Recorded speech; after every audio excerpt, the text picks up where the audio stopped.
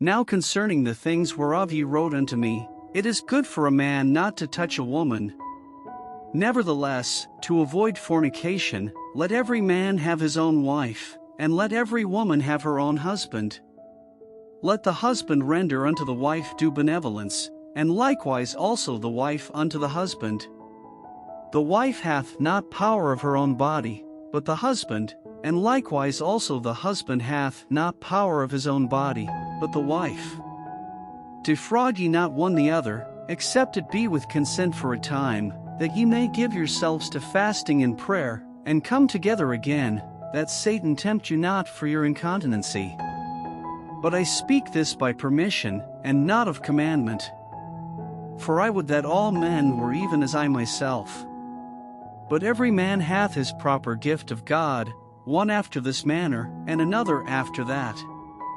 I say therefore to the unmarried and widows, it is good for them if they abide even as I. But if they cannot contain, let them marry, for it is better to marry than to burn. And unto the married I command, yet not I, but the Lord, let not the wife depart from her husband. But and if she depart, let her remain unmarried or be reconciled to her husband, and let not the husband put away his wife. But to the rest speak I, not the Lord, if any brother hath a wife that believeth not, and she be pleased to dwell with him, let him not put her away. And the woman which hath an husband that believeth not, and if he be pleased to dwell with her, let her not leave him. For the unbelieving husband is sanctified by the wife, and the unbelieving wife is sanctified by the husband, else were your children unclean, but now are they holy. But if the unbelieving depart, let him depart. A brother or a sister is not under bondage in such cases, but God hath called us to peace. For what knowest thou, O wife, whether thou shalt save thy husband? Or how knowest thou, O man, whether thou shalt save thy wife? But as God hath distributed to every man, as the Lord hath called every one, so let him walk. And so ordain I in all churches. Is any man called being circumcised? Let him not become uncircumcised. Is any called an uncircumcision? Let him not be circumcised. Circumcision is nothing, and uncircumcision is nothing, but the keeping of the commandments of God. Let every man abide in the same calling wherein he was called. Art thou called being a servant? Care not for it, but if thou mayest be made free, use it rather. For he that is called in the Lord, being a servant, is the Lord's freeman, likewise also he that is called, being free, is Christ's servant. Ye are bought with a price, be not ye the servants of man. Brethren, let every man, wherein he is called, therein abide with God. Now concerning virgins I have no commandment of the Lord, yet I give my judgment, as one that hath obtained mercy of the Lord to be faithful.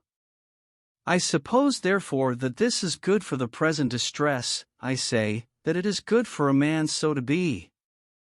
Art thou bound unto a wife? Seek not to be loosed. Art thou loosed from a wife? Seek not a wife. But and if thou marry, thou hast not sinned, and if a virgin marry, she hath not sinned. Nevertheless such shall have trouble in the flesh, but I spare you. But this I say, brethren, the time is short, it remaineth, that both they that have wives be as though they had none. And they that weep, as though they wept not, and they that rejoice, as though they rejoiced not, and they that buy, as though they possessed not. And they that use this world, as not abusing it, for the fashion of this world passeth away. But I would have you without carefulness. He that is unmarried careth for the things that belong to the Lord, how he may please the Lord. But he that is married careth for the things that are of the world, how he may please his wife. There is difference also between a wife and a virgin.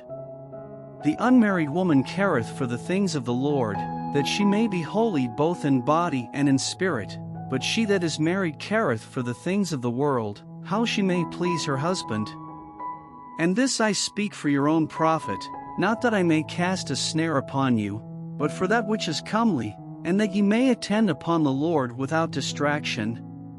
But if any man think that he behaveth himself uncomely toward his virgin, if she pass the flower of her age, and need so require, let him do what he will, he sinneth not, let them marry.